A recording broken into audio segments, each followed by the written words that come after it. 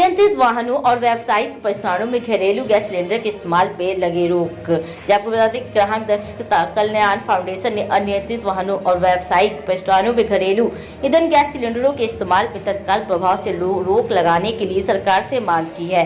गुरुवार को पराक्रम स्मृति भवन में पत्रकारों से बातचीत करते हुए फाउंडेशन के राष्ट्रीय अध्यक्ष नितिन सोलंकी ने कहा कि व्यावसायिक प्रस्थानों ने 14 2 किलो के घरेलू सिलेंडर का उपयोग करना शुरू कर दिया है।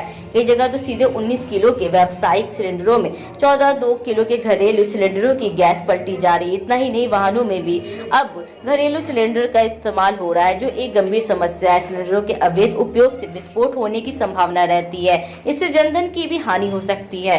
कुछ गैस एजेंसी या तो डमी ग्राहकों के नाम पे तेल कंपनियों से ज्यादा सिलेंडर खरीद कर उसकी कालाबाजारी कर रही है, तो थोड़े से अधिक पैसा देकर सिलेंडरों का अपने पास जमा कर उसे अधिक पैसे से बेचने का धंधा ढड़लने से जारी है।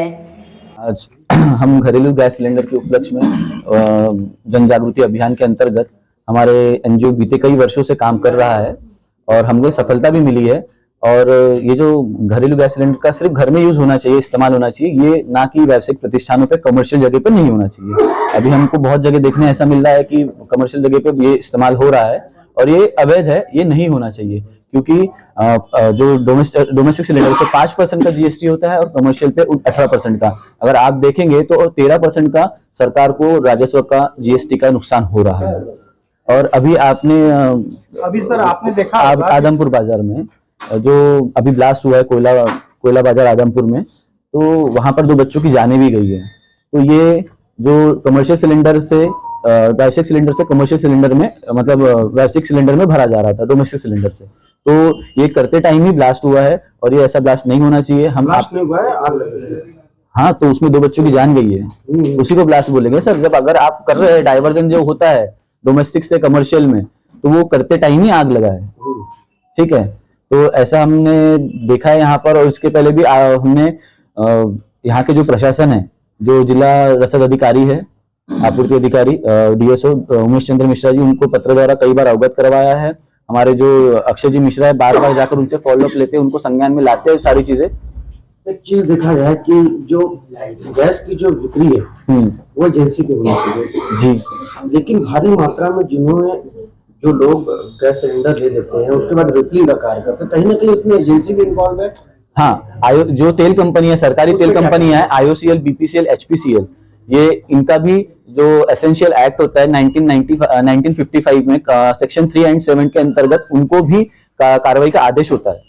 बट वो कहीं ना कहीं करते नहीं। उनके जो डीलर डिस्ट्रीब्यूटर है वो ये कालाबाजारी कर रहे हैं, क्योंकि ऑटो बुकिंग के नाम पर हमारे घर में भी कभी सिलेंडर जो आता है तो हम बोलते हैं कि आज तो हमने बुक नहीं करवाया, तो हम उसके बाद में उसका कुछ आंसर करते ही नहीं है, वो चला जाता है। तो ये ऑटो बुकिंग के नाम पर ही बाहर कालाबाजारी हो रहा है। जबकि सिलेंडर का साइकिल 25 दिन का होता है। जब सिलेंडर का जो साइकिल है 25 दिन का होता है, वो आप देखिए कि अभी जो 25 दिन के बाद ही मिलता है ना दूसरा सिलेंडर हमें, तो अभी व्यावसायिक प्रतिष्ठानों में या होटल रेस्टोरेंट में कैसे उपलब्ध हो रहा है? ये कहीं ना कहीं वो कनेक्शन 2-3 लेते हैं, 2-3 लेने के बाद भी नहीं होता है। आपका 25 दिन का कितना, आप एक चाय वाले को तो रोज 2 सिलेंडर लगता है, डोमेस्टिक यूज करता है, तो आप समझिए। तो ये कहीं ना कहीं कालाबाजारी जो है, ये हमारे जो कालाबाजारी है, ये जो कर रहे हैं वो तेल कंपनियां कर रही है, उनके जो डीलर डिस्ट्रीब्यूटर है यही कर रहे हैं। इस पे आप क्या कर रहे हैं?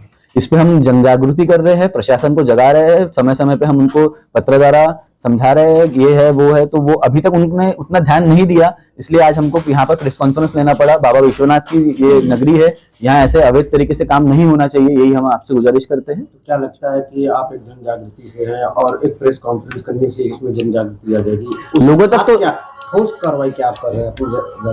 देखिए, ठोस कार्रवाई तो यही है कि जो ये तो हम एनजीओ है, हम तो कर नहीं सकते कार्रवाई।